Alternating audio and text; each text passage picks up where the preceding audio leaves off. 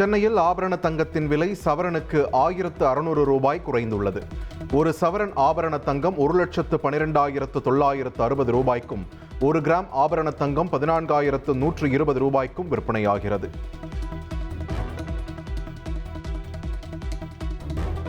வெள்ளி விலை கிலோவுக்கு 20,000 ரூபாய் குறைந்துள்ளது. 1 கிலோ வெள்ளி 2,80,000 ரூபாய்க்கு விற்பனை செய்யப்படுகிறது.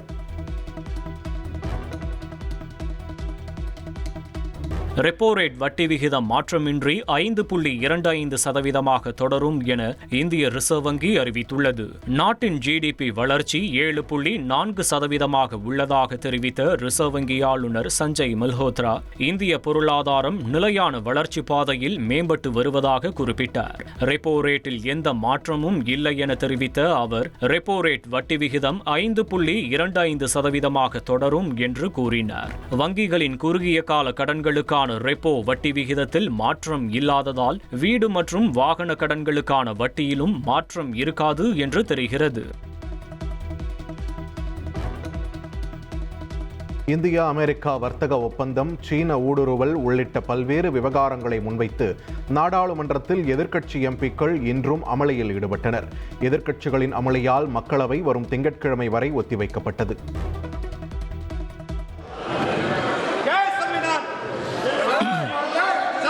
नहीं, अगर आप ऐसे चाहते हैं तो कैसे कैसे चलेगा? नहीं चलेगा. I cannot run the house like this. Kindly, I am requesting you once again, please go back to your seats, put down the placards, do not show them. This is not correct. வர்த்தக ஒப்பந்தம் மற்றும் suspend நடவடிக்கையை கண்டித்து நாடாளுமன்ற வளாகத்தில் எதிர்க்கட்சி எம்பிக்கள் போராட்டம் நடத்தினர். சஸ்பெண்ட் உத்தரவை திரும்ப பெறும் வரை போராட்டம் தொடரும் என்றும் அறிவித்துள்ளனர்.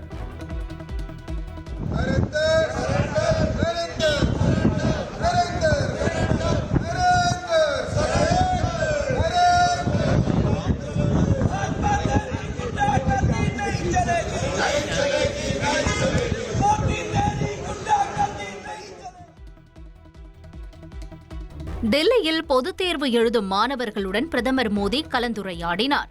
மாணவர்களின் தேர்வு பயத்தை போக்கி தன்னம்பிக்கையை விதைக்கும் வகையில் பரீட்சா பே சர்ச்சா திட்டத்தின் கீழ் ஆண்டுதோறும் அவர்களுடன் பிரதமர் மோடி கலந்துரையாடுகிறார்.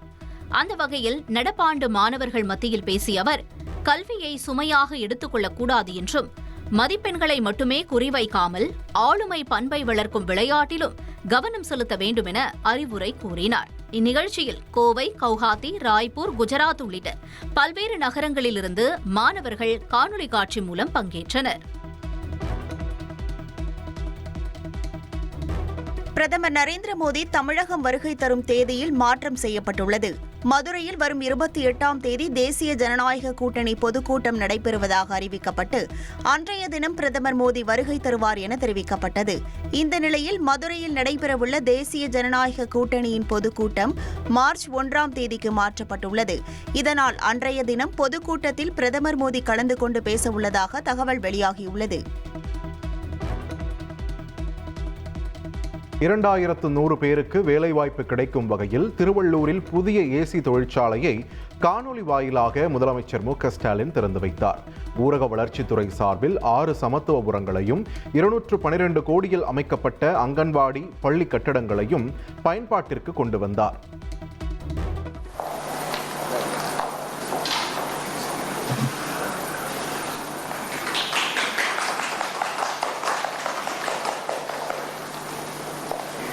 ஜப்பானிய தொழில்நுட்பம், ரியல் டைம் டேட்டா அமைப்புகள், துல்லியமான உற்பத்தி முறைகள் ஆகியவற்றுடன் உயர்தர மற்றும் சீரான உற்பத்தியை இலக்காக கொண்டு இந்த தொழிற்சாலை வடிவமைக்கப்பட்டுள்ளது.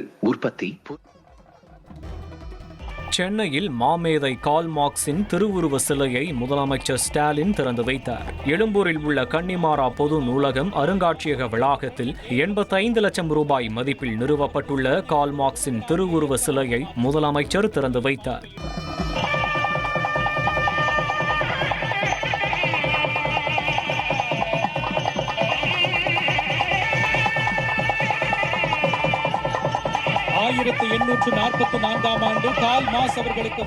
கார்ல் மார்க்ஸ் குறித்த சிறப்பு புகைப்பட கண்காட்சியை முதலமைச்சர் ஸ்டாலின் பார்வையிட்டார். இவ்விழாவில் கூட்டணி கட்சி தலைவர்கள் பங்கேற்றனர். கோவை மதுரை மெட்ரோ திட்டங்கள் வராததற்கு தமிழக அரசே காரணம் என்று அதிமுக பொதுச் செயலாளர் எடப்பாடி பழனிசாமி குற்றம் சாட்டியுள்ளார். மெட்ரோ திட்டங்களுக்கு முறையான திட்ட அறிக்கை தயாரிக்கவில்லை என்றும் தெரிவித்துள்ளார். வருமானத்தை மறைத்ததாக நடிகரும் தாவேகா தலைவருமான விஜய்க்கு வருமான வரித்துறை 1,50,00,000 ரூபாய் அபராதம் விதித்தது செல்லும் என சென்னை உயர்நீதிமன்றம் தீர்ப்பளித்துள்ளது. கடந்த 2015-16 நிதியாண்டிற்கான வருமான வரி கணக்கை விஜய் தாக்கல் செய்தபோது வருமானமாக 35,42,91,890 ரூபாயை குறிப்பிட்டிருந்தார். புலி படத்திற்கு பெற்ற 15 கோடி ரூபாய் வருமானத்தை அவர் கணக்கில் காட்டவில்லை என குற்றச்சாட்டு எழுந்தது. இதனால் அவருக்கு வருமான வரித்துறை கடந்த 2022 ஆண்டு 1,50,00,000 ரூபாய் அபராதம் விதித்தது. இதை எதிர்த்து நடிகர் விஜய் தரப்பில் சென்னை உயர்நீதிமன்றத்தில் வழக்கு தொடரப்பட்டது. இந்த வழக்கில் இருதரப்பு வாதங்களையும் கேட்ட நீதிபதி செந்தில்குமார் ராமமூர்த்தி தீர்ப்பு விவரத்தை அறிவித்தார். அந்த வகையில் நடிகர் விஜய்க்கு வருமான வரித்துறை அபராதம் விதித்ததில் எந்த சட்டவிரோதமும் இல்லை என்று கூறிய நீதிபதி விஜய் தொடர்ந்த வழக்கை தள்ளுபடி செய்து உத்தரவிட்டார். மேலும் அபராத உத்தரவை எதிர்த்து வருமான வரி மேல்முறையீட்டு தீர்ப்பாயத்தில் விஜய் தரப்பில் மேல்முறையீடு செய்யவும் நீதிபதி அனுமதியளித்தார். விஜய்க்கு எதிராக விசிலடிக்க தொடங்கியுள்ளதாக பாஜக மாநில தலைவர் நயினார் நாகேந்திரன் சாடியுள்ளார். விஜய்க்கு 1,50,00,000 கோடி ரூபாய் அபராதம் விதித்த உயர்நீதிமன்ற தீர்ப்பை சுட்டிக்காட்டி விமர்சனம் செய்துள்ளார். அவர் வரி ஏய்ப்பு செய்திருக்கிறார்னு நீதிமன்றம் சொல்லியிருக்கு. அதை போய் நம்ம எப்படி தப்புன்னு சொல்ல முடியுமா? ஊழல் செய்ய மாட்டேன்னு சொல்லிட்டு இருந்தார். இப்போ அவர் வரி ஏய்ப்பு செய்து உறுதிப்படுத்தியிருக்காங்க. இப்போ தான் ஒன்று ஆரம்பிச்சிருக்கு. இப்போ தான் விசில் அடிக்க ஆரம்பிச்சிருக்கு. அது பிறகு ட்ரம் எல்லாம் சேர்ந்து அடிப்போம். வருமான வரி ஏய்ப்பு வழக்கில் விஜய்க்கு 1,50,00,000 கோடி ரூபாய் அபராதம் விதித்த நீதிமன்றம் அபராதம் குறித்து செய்தியாளர்களின் கேள்விக்கு தாவேக நிர்வாக குழு தலைமை ஒருங்கிணைப்பாளர் செங்கோட்டையன் பதிலளிக்காமல் சென்றார். 8% ஓட்டு வைத்துள்ள கட்சி கூட்டணிக்கு தலைமை தாங்குமா என காங்கிரஸ் எம்பி மாணிக்கம் தாகூர் கேள்வி எழுப்பியுள்ளார். புதுச்சேரியில் 2014 ஆண்டு பொதுத் தேர்தலில் பெற்ற வாக்குகளை சுட்டிக்காட்டி எக்ஸ் தள பக்கத்தில் பதிவிட்டுள்ள மாணிக்கம் தாகூர் கூட்டணியில் 8% ஓட்டு வைத்துள்ள கட்சி தலைமை தாங்குமா இல்லை 26% உள்ள கட்சி தலைமை தாங்குமா என்று கேள்வி எழுப்பியுள்ளார். மேலும் காங்கிரஸ் கட்சியை ஏன் இழிவாக பேச வேண்டும், தொடரும் இந்த முறை நல்லது இல்லை என்றும் மாணிக்கம் தாகூர் தெரிவித்தார். மாம்பழம் சின்னம் தங்களுக்குதான் சொந்தம் என்று கூறியுள்ள பாமக நிறுவனர் ராமதாஸ் நீதிமன்றத்தில் தங்களுக்கு ஆதரவாக தீர்ப்பு வெளியாகும் என்று நம்பிக்கை தெரிவித்துள்ளார். கூட்டணி தொடர்பான பேச்சுவார்த்தை நடைபெற்று வருவதாகவும் விரைவில் நல்ல செய்தி வரும் என்றும் அவர் கூறியுள்ளார். சட்டமன்ற தேர்தலில் தாவேக சார்பில் போட்டியிட விரும்புவோருக்கான விருப்ப மனு விநியோகம் பனையூரில் தொடங்கியுள்ளது. தாவேக தலைமை அலுவலகத்தில் குவிந்த நூற்றுக்கணக்கான நிர்வாகிகளுக்கு கட்சியின் பொதுச் செயலாளர் புசி ஆனந்த் மனுக்களை வழங்கினார்.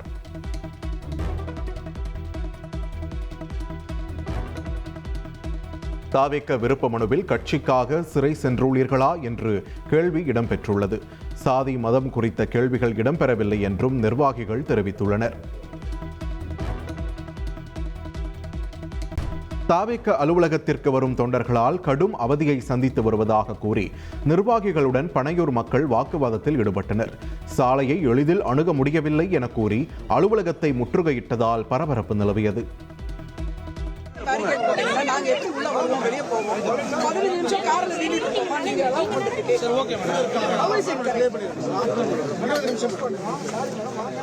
நாங்க ஒரு ரிக்வெஸ்ட் தான் மேடம் கேக்குறோம். அதையும் கேட்கல மேடம். உங்க ரிக்வெஸ்ட் இப்போ கேக்குறீங்களா? பர்மிஷன் இருக்குன்னு சொல்லி தைரியமா போடுறீங்க நீங்க. உள்ள வாங்க.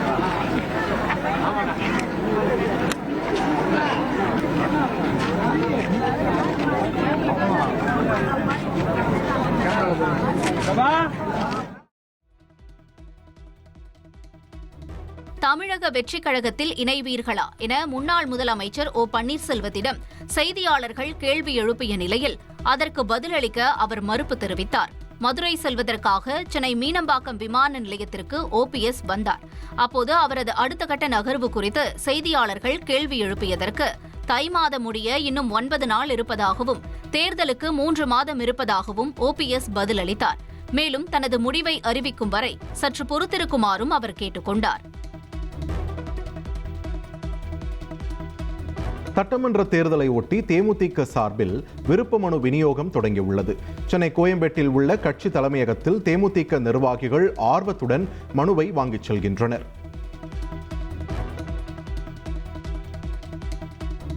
ஜூனியர் உலகக்கோப்பை இறுதிப் போட்டியில் இங்கிலாந்துக்கு எதிராக அதிரடியாக விளையாடி வரும் இந்திய வீரர் வைபவ் சூரியவன்ஷி 55 பந்துகளில் சதம் விளாசிய நிலையில் 80 பந்துகளில் 175 ரன்கள் அடித்து அவுட் ஆனார். மதுரை மாவட்டம் திருப்பரங்குன்றம் அருகே அதிமுக பிரமுகர் வெட்டி கொல்லப்பட்ட சம்பவம் பரபரப்பை ஏற்படுத்தியுள்ளது. திருப்பரங்குன்றம் அருகே உள்ள சாமநத்தம் பகுதியில் அதிமுக பிரமுகரான செந்தில்குமார் டீ கடை நடத்தி வருகிறார். காலையில் கடையை திறக்க சென்ற செந்தில்குமாரை மர்ம கும்பல் ஒன்று சரமாரியாக வெட்டி படுகொலை செய்துள்ளது. தகவல் அறிந்து சென்ற போலீசார் செந்தில்குமார் உடலை கைப்பற்றி மதுரை அரசு மருத்துவமனைக்கு உடற்கூறு ஆய்விற்காக அனுப்பி வைத்தனர். வழக்கு பதிவு செய்துள்ள போலீசார் கொலைக்கான காரணம் குறித்து விசாரணை மேற்கொண்டு வருகின்றனர்.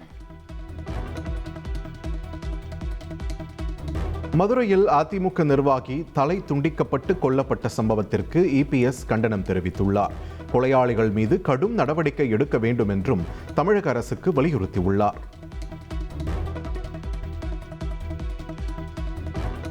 வைகை அணை நீர்மட்டம் 45 அடியாக சரிந்ததால் கோடையில் குடிநீர் தட்டுப்பாடு ஏற்படும் அபாயம் ஏற்பட்டுள்ளது.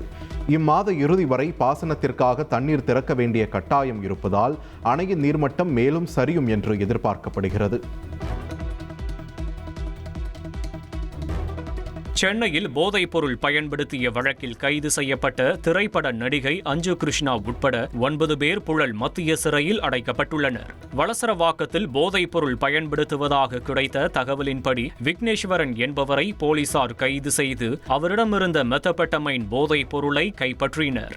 மேலும் போதைப் பொருளை வெங்கடேஷ்குமார் என்பவர் கொடுத்ததாக அவர் கூறியதன் பேரில் வெங்கடேஷ்குமாரையும் கைது செய்து விசாரித்தனர். இதன் பேரில் நடிகை அஞ்சு கிருஷ்ணா, துணை நடிகை வின்சி என்கின்ற நிவேதா, கார்த்திக் ராஜா உள்ளிட்டோரை போலீசார் கைது செய்து மெத்தபெட்டமைன், கஞ்சா, ஸ்மோக்கிங் பேங்க், LSD ஸ்டாம்புகள், 9 செல்போன்கள் மற்றும் 6 ஐபோன்கள் உள்ளிட்டவற்றை பறிமுதல் செய்தனர். அஞ்சு கிருஷ்ணா ஓம் வெள்ளிமலை திரைப்படத்தில் கதாநாயகியாக நடித்துள்ளது குறிப்பிடத்தக்கது. இந்நிலையில் நடிகை அஞ்சு கிருஷ்ணா உட்பட 9 பேரையும் பூந்தமல்லி மேஜிஸ்ட்ரேட் நீதிமன்றத்தில் போலீசார் ஆஜர்படுத்தினர். வரும் 17ஆம் தேதி வரை நீதிமன்ற காவலில் வைக்க நீதிபதி உத்தரவிட்டதை அடுத்து 9 பேரும் புழல் மத்திய சிறையில் அடைக்கப்பட்டனர். போதைப் பொருள் விற்பனை மற்றும் பயன்பாட்டின் பின்னணி குறித்து போலீசார் தீவிர விசாரணை மேற்கொண்டு வருகின்றனர். தாய்லாந்தில் இருந்து விமானத்தில் கடத்தி வரப்பட்ட 23 கோடி ரூபாய் மதிப்பிலான உயர் ரக கஞ்சாவை சென்னை விமான நிலைய அதிகாரிகள் பறிமுதல் செய்துள்ளனர். கேரளாவைச் சேர்ந்த 6 இளைஞர்களை கைது செய்து சுங்கத்துறையினர் தீவிர விசாரணை மேற்கொண்டு வருகின்றனர். பூந்தமல்லியில் 8 கிலோ கஞ்சா பறிமுதல் செய்யப்பட்ட சம்பவம் பரபரப்பை ஏற்படுத்தியுள்ளது. பூந்தமல்லி வெளியூர் பேருந்து நிலையத்தில் கஞ்சா கடத்தல் நடப்பதாக வந்த தகவலின் பேரில் மதுவிலக்கு போலீசார் சோதனை மேற்கொண்டனர். அப்போது சந்தேகத்திற்கு உள்ளான நபரை சோதனை செய்ததில் அவரிடம் 8 கிலோ கஞ்சா இருந்தது தெரியவந்துள்ளது. அவரிடமிருந்து கஞ்சாவை பறிமுதல் செய்த போலீசார் கைது செய்தனர். கைது செய்யப்பட்டவர் ஜார்க்கண்ட் மாநிலத்தைச் சேர்ந்த 20 வயதான கரண் குன்கால் என தெரிய வந்தது. ஆந்திராவிலிருந்து கஞ்சா வாங்கி விற்பனைக்கு எடுத்து சென்றதாக போலீசார் தெரிவித்தனர். இதுகுறித்து மேலும் விசாரணை நடைபெற்று வருகிறது. கோவையில் மத்திய பாஜக அரசின் பட்ஜெட்டை விமர்சிக்கும் வகையில் பொதுமக்களுக்கு திமுகவினர் அல்வா வழங்கினர். கோவை வடக்கு மாவட்ட திமுக சார்பில் தமிழ்நாடு தலைகுனியாது பரப்புரை பொதுக்கூட்டம் காரமடை கண்ணார்பாளையம் பகுதியில் உள்ள கலைஞர் திடலில் நடைபெற்றது. இதில் மத்திய பட்ஜெட்டில் தமிழ்நாட்டிற்கு எந்தவித சிறப்பு திட்டங்களும் அறிவிக்கப்படவில்லை என கூறி பொதுக்கூட்ட மேடை அருகே அடுப்பு வைத்து அல்வா தயாரித்தது போல் பொதுமக்களுக்கு அல்வா வழங்கப்பட்டது.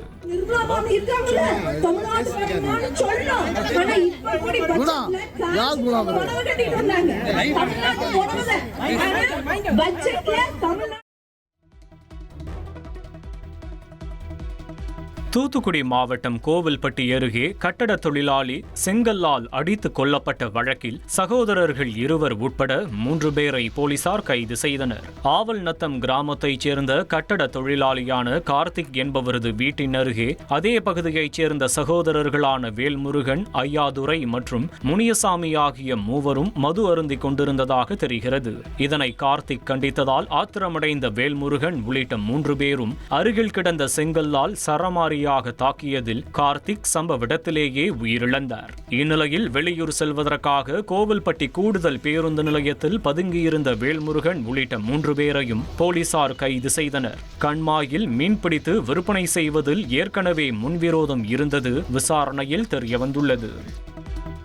நீலகிரி மாவட்டம் குன்னூர் அருவங்காடு அருகே உள்ள ஜெகதலா கிராமத்தில் 2 சிறுத்தைகள் உலா வந்த சிசிடிவி காட்சி வெளியாகி பொதுமக்களிடையே அச்சத்தை ஏற்படுத்தியுள்ளது.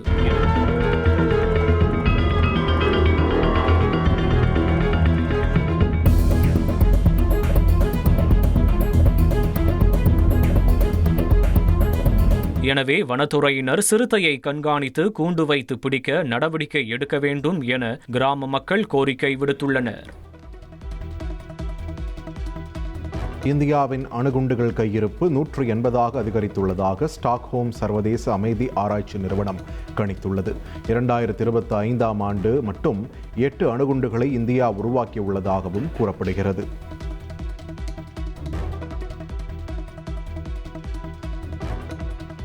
சட்டப்பேரவை தேர்தலை ரத்து செய்ய கோரி பிரசாந்த் கிஷோரின் ஜன் சுராஜ் கட்சி தாக்கல் செய்த மனுவை உச்சநீதிமன்றம் தள்ளுபடி செய்தது.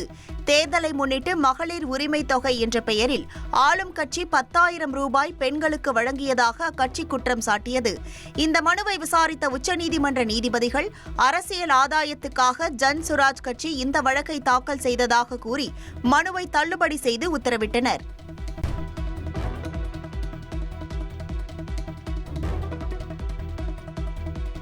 மேகாலயா நிலக்கரி சுரங்க வெடி விபத்தில் 18 பேர் பலியான சம்பவம். விபத்து நடந்த சுரங்கத்தில் 2வது நாளாக NDRF குழுவினர் மீட்பு பணியில் ஈடுபட்டு வருகின்றனர். உத்தரப்பிரதேச மாநிலத்தில் 6 வயது சிறுமி 10 மற்றும் 14 வயது சிறுவர்களால் பாலியல் வன்கொடுமைக்கு உள்ளான சம்பவம் அதிர்ச்சியை ஏற்படுத்தியுள்ளது. ஆபாச படம் பார்க்கும் பழக்கத்தால் சிறுவர்கள் இந்த கொடூர செயலில் ஈடுபட்டது போலீஸ் விசாரணையில் தெரிய வந்துள்ளது. உத்தரப்பிரதேச மாநிலம் ஜான்சியில் திருமண விழாவில் மணமகனின் உறவினர் மயங்கி விழுந்து உயிரிழந்த சம்பவம் நடந்துள்ளது. மாரடைப்பால் நிலைகுலைந்த அந்த நபர் சரிந்து விழும் சிசிடிவி காட்சிகள் வெளியாகியுள்ளன.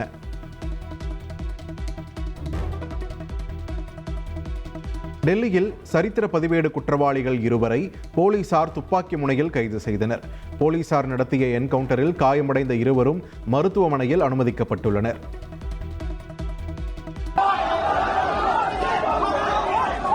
மணிப்பூரில் பாதுகாப்பு படையினருக்கும் பொதுமக்களுக்கும் இடையே மீண்டும் வன்முறை ஏற்பட்டதால் பதற்றம் நிலவுகிறது. மணிப்பூரில் குடியரசுத் தலைவர் ஆட்சி விலக்கிக் கொள்ளப்பட்டு புதிய அரசு அமைந்துள்ளது.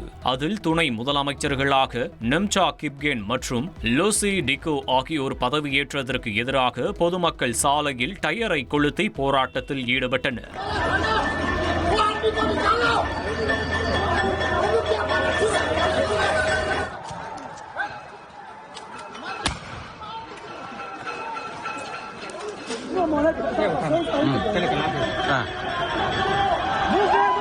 இதனால் அவர்களை கலைக்க முற்பட்ட பாதுகாப்பு படையினர் கண்ணீர் புகைகுண்டுகளை வீசினர். இதன் காரணமாக மணிப்பூரில் மீண்டும் பதற்றமான சூழல் நீடிக்கிறது.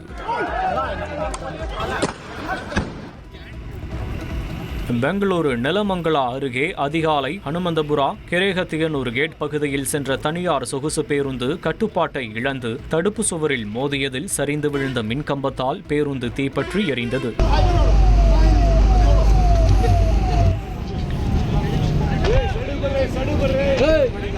பேருந்து முழுவதும் தீ பரவிய நிலையில் உள்ளே இருந்த சுமார் 40 பயணிகள் விரைவாக வெளியேறி உயிர் தப்பினர். தகவல் அறிந்து வந்த தீயணைப்பு படையினர் தீயை அணைத்து மீட்பு பணியில் ஈடுபட்டனர்.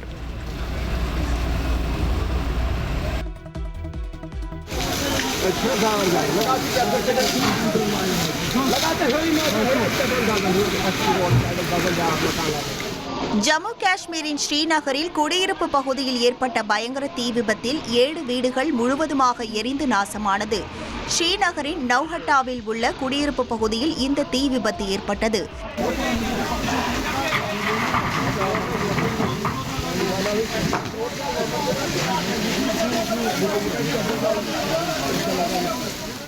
தீயணைப்பு மற்றும் அவசர கால மீட்பு படையினர் விரைந்து சென்று நீண்ட நேரம் போராடி தீயை கட்டுக்குள் கொண்டு வந்தனர்.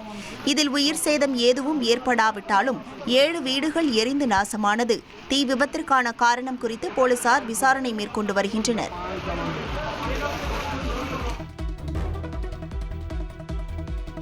கொடியில் உருளைக்கிழங்கை விளைய வைத்து மத்திய பிரதேச வேளாண் மாணவர்கள் அசத்தியுள்ளனர். உருளைக்கிழங்கு கொடியில் காய்க்க வைப்பதன் மூலம் 98% தண்ணீர் சேமிக்கப்படுவதாகவும் அவர்கள் கூறினர். கேரள மாநிலம் ட்ரிச்சூரில் அதிவேகத்தில் சென்ற பைக் சாலையோர சுவரில் மோதியதில் 5 வயது சிறுமி தூக்கி வீசப்பட்ட சம்பவம் அதிர்ச்சியை ஏற்படுத்தியுள்ளது. ட்ரிச்சூர் அருகே பைக்கில் 5 வயது குழந்தையுடன் சென்ற நபர் கட்டுப்பாட்டை இழந்து சாலையோர சுவற்றில் வேகமாக மோதியுள்ளார். இதில் தூக்கி வீசப்பட்ட குழந்தை வலியை பொறுக்க முடியாமல் அலறி துடித்தது.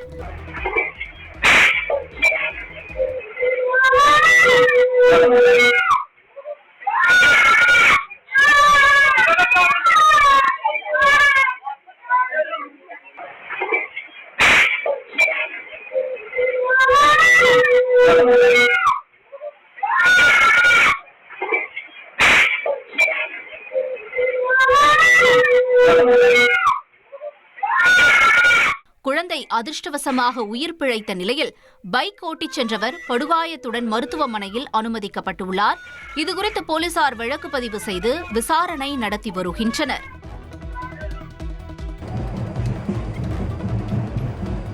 கேரள மாநிலம் ட்ரிச்சூர் மாவட்டம் குன்னங்குளம் அன்னம் குளங்கரையில் நடைபெற்ற பூரம் நிகழ்ச்சிக்காக வரவழைக்கப்பட்டிருந்த யானைக்கு திடீரென மதம் பிடித்ததால் பரபரப்பு ஏற்பட்டது. இதை அறிந்த பாகன்கள் மற்றும் வனத்துறையினர் துரிதமாக செயல்பட்டு யானையை தனிமைப்படுத்தி அமைதிப்படுத்தியதால் பெரும் அசம்பாவிதம் தவிர்க்கப்பட்டது.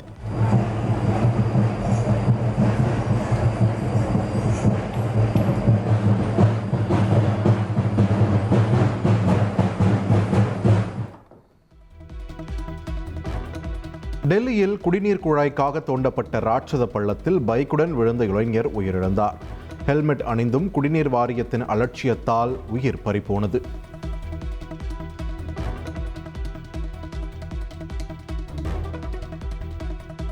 ஒடிசாவின் கோபுரத் மாவட்டம் நக்சலைட்டுகள் இல்லாத பகுதியாக அறிவிக்கப்பட்டுள்ளது.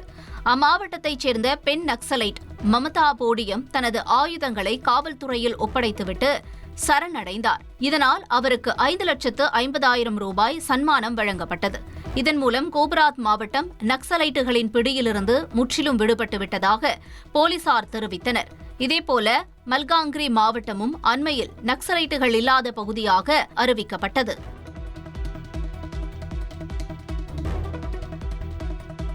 இந்தியா பாகிஸ்தான் இடையிலான அணு ஆயுத போரை தாம் நிறுத்தியதாக அமெரிக்க அதிபர் ட்ரம்ப் மீண்டும் கூறியது சலசலப்பை ஏற்படுத்தியுள்ளது.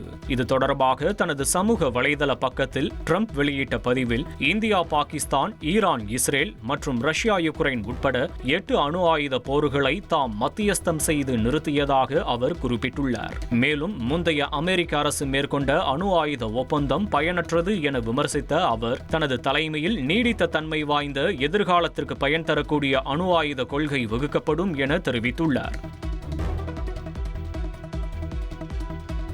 அணுசக்தி ஒப்பந்த விவகாரத்தில் ஈரான் அமெரிக்கா இடையே நிலவும் போர் பதற்றம். ஈரான் தலைநகர் தெஹரானை விட்டு வெளியேற அமெரிக்கர்களுக்கு அந்நாட்டு தூதரகம் அறிவுறுத்தியுள்ளது.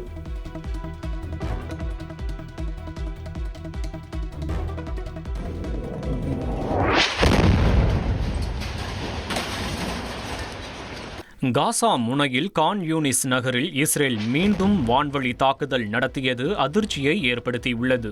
இஸ்ரேலின் தாக்குதலால் கட்டடம் ஒன்று சின்னாபின்னமானது. இதனால் பதைபதைப்பில் ஆழ்ந்த காசா மக்கள் கட்டட இடிபாடுகளில் யாராவது சிக்கி இருக்கிறார்களா என்ற ஏக்கத்தில் இரவு நேரத்தில் செல்போன் டார்ச்சை ஆன் செய்து மீட்பு பணியில் ஈடுபட்டனர். போர் நிறுத்த ஒப்பந்தத்தை மீறி இஸ்ரேல் மீண்டும் தாக்குதல் நடத்தியது வெந்த புண்ணில் வேலை பாய்ச்சுவதாக அமைந்துள்ளது. இந்தியா மற்றும் இலங்கையில் T20 உலகக்கோப்பை கிரிக்கெட் தொடர் நாளை ஆரம்பமாகிறது. முன்னெப்போதும் இல்லாத வகையில் 20 அணிகள் தொடரில் பங்கேற்கும் நிலையில் இந்தியா தங்கள் முதல் போட்டியில் நாளை இரவு 7 மணிக்கு அமெரிக்காவுடன் மோத உள்ளது. உயிருள்ள வரை உஷா திரைப்படத்தில் ஒருவேளை நடிகர் ரஜினிகாந்த் நடித்திருந்தால் தான் பெரிய இயக்குநராக மாறியிருப்பேன் என நடிகரும் இயக்குநருமான T. ராஜேந்தர் தெரிவித்தார். வெள்ளி விழா கொண்டாடிய உயிருள்ளவரை உஷா திரைப்படம் வெளியாகி 42 ஆண்டுகளை கடந்துள்ளது. உயிருள்ளவரை உஷா திரைப்படத்தை 4K தரத்தில் மேம்படுத்தி இம்மாதம் ரீரிலீஸ் செய்யப்பட உள்ள நிலையில் படத்தின் இசை வெளியீட்டு விழா சென்னையில் நடைபெற்றது. இதில் நடிகர் T. ராஜேந்தர், நளினி மற்றும் படக்குழுவினரும் சிறப்பு விருந்தினர்களாக இயக்குநர்கள் R. K. செல்வமணி, விக்ரமன், கலைப்புலி தானு, நடிகர் ராதாரவி உள்ளிட்டோர் பங்கேற்றனர். கால்ஷீட் எனக்கு தான் கொடுத்தாரு.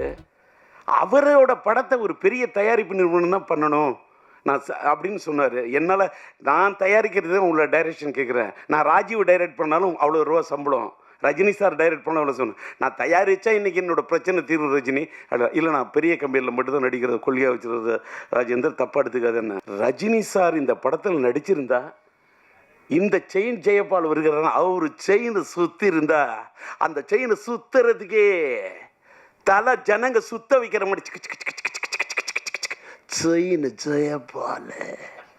அவருக்கு ஒரு ஸ்டைல், அந்த ஸ்டைல் நான் வைக்கவே இல்லை. எல்லாரையும் நடிக்க வைக்கணும், நான் டைரக்ட் பண்ணணும். அதான் வந்தேன். என்னோட சூழ்நிலை வேறு வழி இல்லை. ரஜினி சார் இது மிஸ் ஆனோன்னு நடிக்கிறேன். நான் அவர் கொடுத்த பாதையில் தான் நான் இவ்வளோ பெரிய ஆளாயிட்டேன்.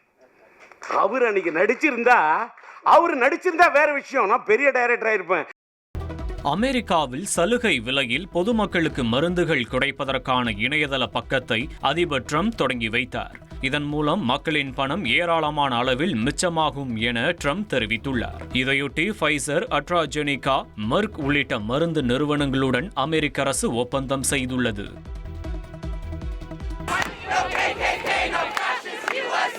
அமெரிக்க அதிபர் ட்ரம்பின் கடுமையான குடியேற்ற கொள்கைக்கு எதிராக நியூயார்க்கில் உள்ள கொலம்பியா பல்கலைக்கழக மாணவர்களும் பேராசிரியர்களும் போராட்டத்தில் ஈடுபட்டனர். கொடிய சட்டத்திற்கு எதிராக போராட வேண்டிய பல்கலைக்கழக நிர்வாகம் கைகட்டி அதனை ஆதரிப்பதாக போராட்டக்காரர்கள் குற்றம் சாட்டினர். இதனால் அவர்களை கை விலங்கிட்டு குண்டுக்கட்டாக போலீசார் அங்கிருந்து வெளியேற்றினர்.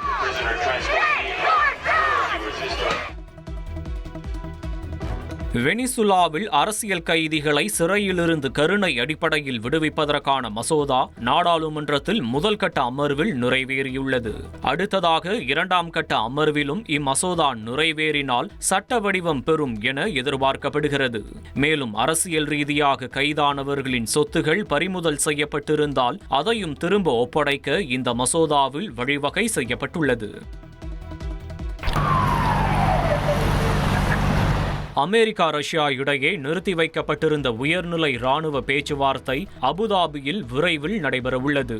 இதை இரு நாடுகளும் அதிகாரப்பூர்வமாக ஒப்புக்கொண்டுள்ளன. கடந்த 2021ஆம் ஆண்டில் ரஷ்யா யுக்ரைன் போர் தொடங்கியதால் அமெரிக்கா, ரஷ்யா இடையிலான ராணுவ பேச்சுவார்த்தை தடைபட்டது. அதன் பின்னர் யுக்ரைன் ரஷ்யா போரை முடிவுக்கு கொண்டுவர அமெரிக்கா சமரச பேச்சுவார்த்தையை முன்னெடுத்ததால் அதிகாரப்பூர்வ ராணுவ உயர்நிலை ஆலோசனை கூட்டம் நடைபெறாமல் முடங்கியது.